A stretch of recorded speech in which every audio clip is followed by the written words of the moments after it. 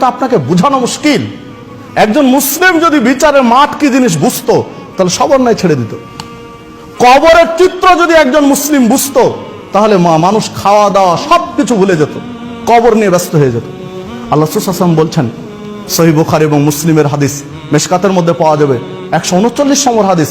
আল্লাহ রাসূল সাল্লাল্লাহু আলাইহি ওয়াসাল্লাম বলছেন, কবরে যখন হাতুড়ি দিয়ে পিটায়, বধির, কানে শোনে না, অন্ধ, চোখে দেখে না, বিকট চরিত্র, কুচকুচে কালো, অন্যরকম বডি, বিশাল পাথর হাতুড়ি, যে হাতুড়ি পাহাড়ের উপরে মারলে পাহাড় ধুলোয় ধূসরিত হয়ে যাবে, ধুলি কণার মতো উড়ে যাবে পাহাড়।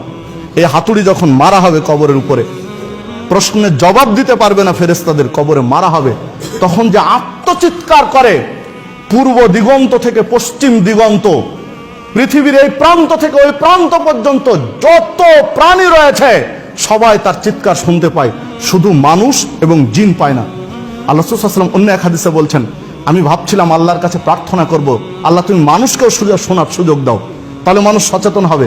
কিন্তু দেখলাম, আমি ভয় করলাম, যদি মানুষ শুনতে পায় আওয়াজ, কবরবাসীর আত্মচিৎকার যদি মানুষের কানে আসে, তাহলে মানুষ লাশকে কবর দেওয়া ছেড়ে দিবে, ভয় আর কবর দিতে যাবে না।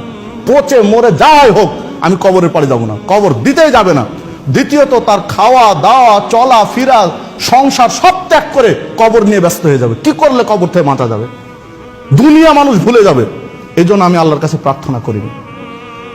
যে কথা বলছিলাম, বিচারের মাঠের চিত্র, রাসূলুল্লাহ সাল্লাল্লাহু আলাইহি ওয়াসাল্লাম বলছেন যে বিচারের দিন মানুষকে উঠানো হবে নগ্ন পদে, কারো পায়ে স্যান্ডেল থাকবে না, জুতা থাকবে না, নগ্ন দেহে, কারো শরীরে কোনো পোশাক থাকবে না, খাতনাবিহীন অবস্থায় উঠানো হবে। আয়েশা সিদ্দিকা রাদিয়াল্লাহু আনহা বলছেন, আল্লাহ রাসূল, আমাদেরও কি এই অবস্থা হবে?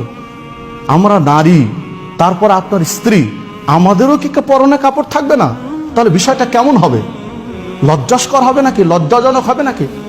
আয়েশা সিদ্দিকা রাদিয়াল্লাহু আনহাকে আল্লাহ রাসূল সাল্লাল্লাহু আলাইহি ওয়াসাল্লাম জবাব দিচ্ছেন, আয়েশা, বিচারের মাঠ খুব ভয়াবহ। মানুষের পরনে কাপড় আছে কিনা এটা তো পরের কথা, তোমার নিজের পরনে কাপড় আছে কিনা তুমি এতটুকু ভাবার টাইম পাবে না। তোমার নিজের পরনে কাপড় আছে কিনা এটাই তোমার অনুভূতি থাকবে না।